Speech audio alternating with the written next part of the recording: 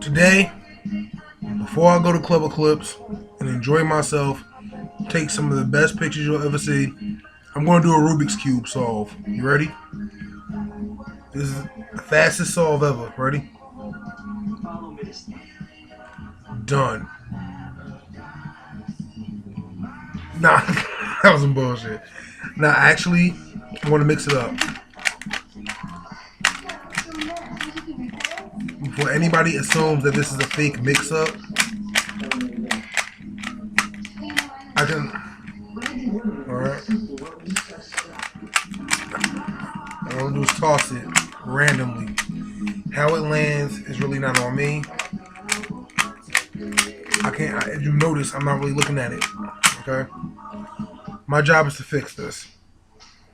I'm gonna start at the 1 minute mark, alright? It's about 4 seconds, so let's see what I can do.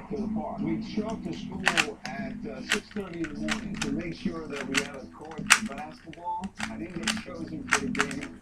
I shoveled the court. You know, so this PS201 where I spent years 4, 5, and 6. When I was growing up, I thought this school was pretty cool. I thought it was like a country club. This is Channel 11.